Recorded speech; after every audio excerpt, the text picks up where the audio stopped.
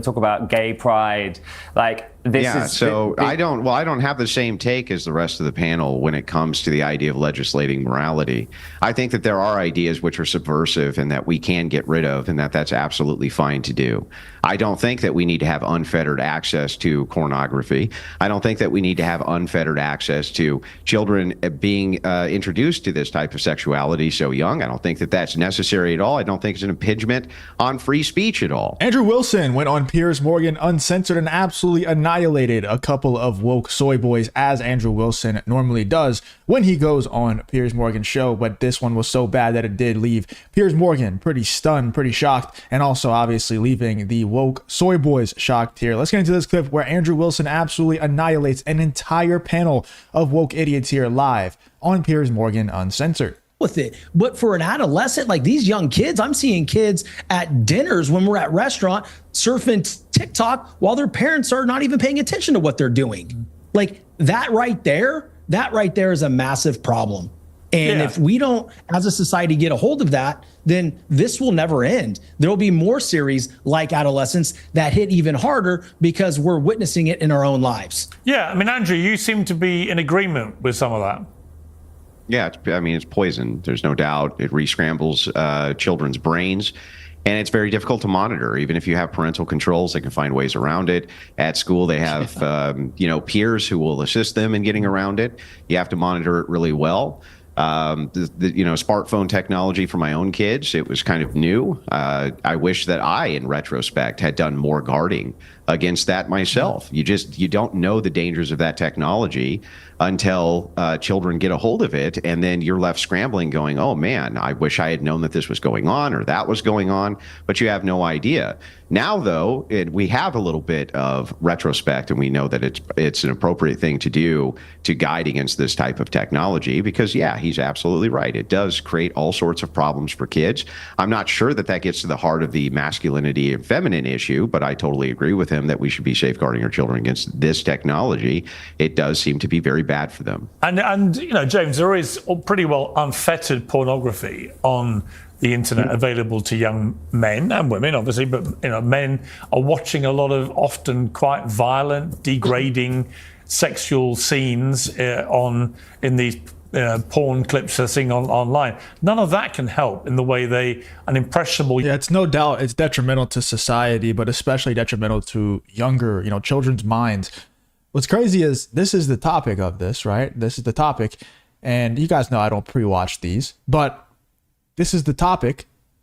And you know that people are going to hardcore disagree with Andrew Wilson's take that this stuff is bad for children and bad for people in general. It's no doubt detrimental to society. There's no arguing that this stuff is detrimental to society. I don't know how anyone could argue that possibly.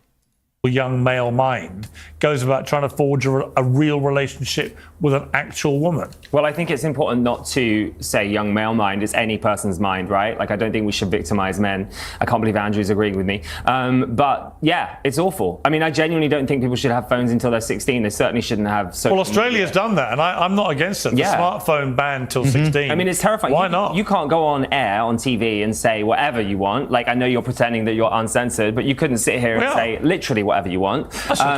Well, not really, Piers, because if you said something that incited hatred or racism or a terror attack, I wouldn't want to say that. Be arrested. I wouldn't but online, why would I want to incite a terror attack? I'm not saying that you want to. I'm just trying to make a point. Online, you're saying I can't say what I want. Online, I do not want to incite a terror attack. No, but if you did, I'm allowed. Just to be, you're raising an interesting point about censorship. Yeah, we're uncensored because I don't say anything I don't want to say. Right. So when you say I'm censoring, I'm actually self-censoring. I'm not. I'm not going to call for a terror attack. I'm not saying that you would ever do that, of course, but I'm saying that if you did, there would be accountability for that because you are broadcasting to a lot of people. Right. But a lot of people online do not have that gate stopping them from saying horrendous things, and so therefore it can blow up online, excuse the horrible pun, and that shouldn't be allowed. There should be a system in place that stops people broadcasting things that aren't meant to be broadcast to millions of people. One of the problems, Tommy, Toby Young, who's a British journalist, director of Free Speech Union, very, very big in promoting and defending free speech, says Adolescence, the new teen drama, is pro-censorship propaganda, partly paid for by the state. It is now being seized upon by Labour left-wing MPs as evidence we need more online censorship. And that is, of course, you talk about a swinging pendulum. What you don't want to come out of all this is an overreaction and an over-censorship, because that in itself becomes a problem.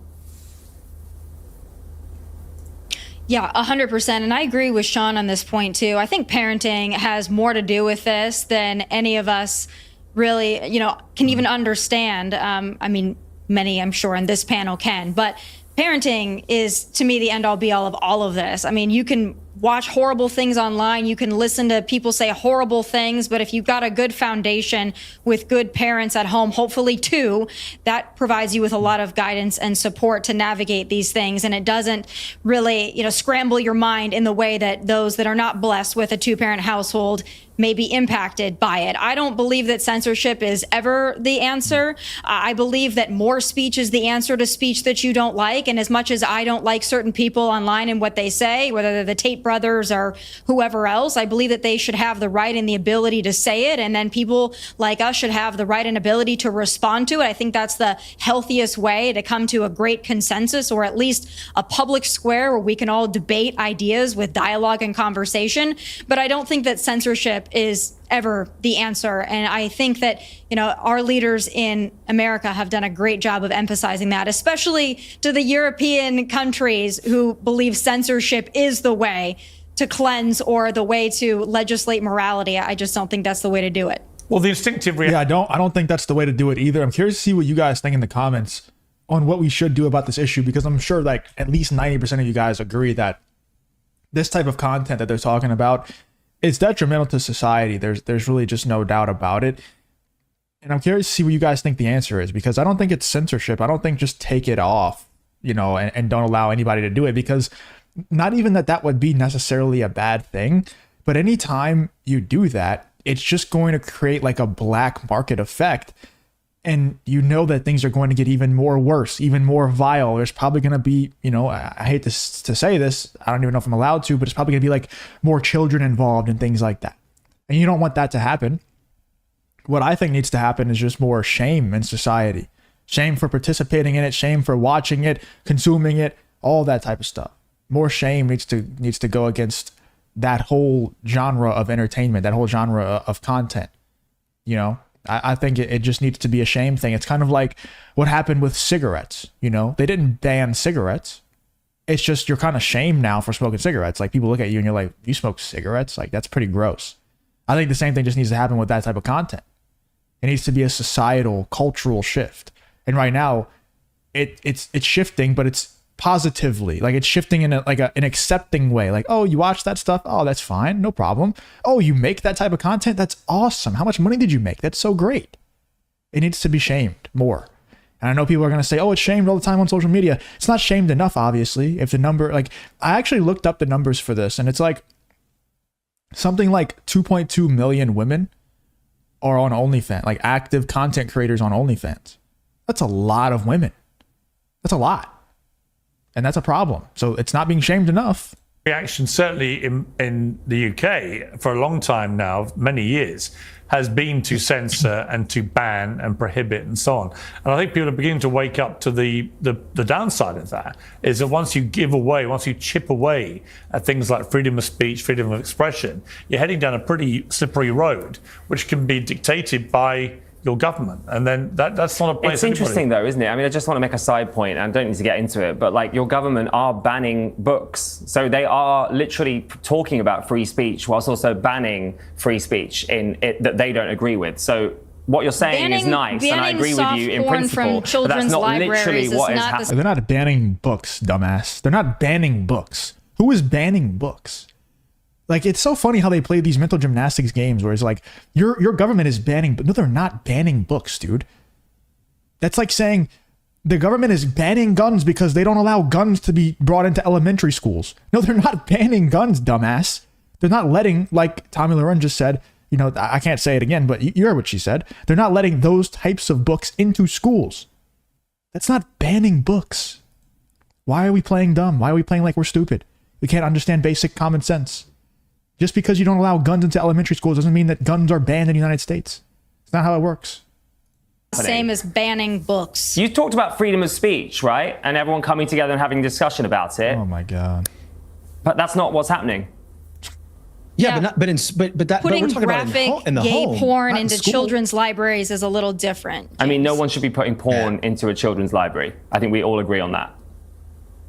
Then why are you complaining What's the that that's issue? being Because that's not banned? what I'm discussing. I'm discussing books that talk about diversity, equality, that talk about Black Lives Matter, that talk about gay pride. Like, this Yeah, is... so I don't have the same take as the rest of the panel when it comes to the idea of legislating morality. I think that there are ideas which are subversive and that we can get rid of, and that's absolutely fine to do. I don't think that we need to have unfettered access to pornography. I don't think that we need to have unfettered access to children being introduced to this type of sexuality so young. I don't think that that's necessary at all. I don't think it's an impingement on free speech at all. And not only that, there's going to necessarily be limits on every single freedom that we have. By necessity, that's the way it has to be, unfortunately. And the reason it has to be that way is because otherwise you're going to have nothing but subversives who go in and subvert your entire culture, which is exactly what happened in the UK, and it's exactly what's been happening in the United States. So we have to have some way to fight back against that. All right, Sean, final word to you. I mean, Andrew Wilson just absolutely cooked the guy. No doubt about it. And I mean, I can't disagree with anything that Andrew Wilson just said. It's ridiculous to say that. I feel like he just said that for the sake of argument. I feel like Piers Morgan got in his ear or something like that. And he's like, hey, you guys are agreeing too much. You got to say something stupid to spark some argument. Because there's no way that he genuinely believes that not allowing that type of stuff into schools is banning books. There is no way. It's not even close to the same thing. You know, it's like they're not banning, like the government hasn't, I don't know. Do we even have to go into it? Like everybody knows that was the most ridiculous statement that I've heard on Piers Morgan, you know? Let me know in the comments what you guys think about Andrew Wilson shutting this idiot down for that ridiculous statement here live on Piers Morgan Uncensored.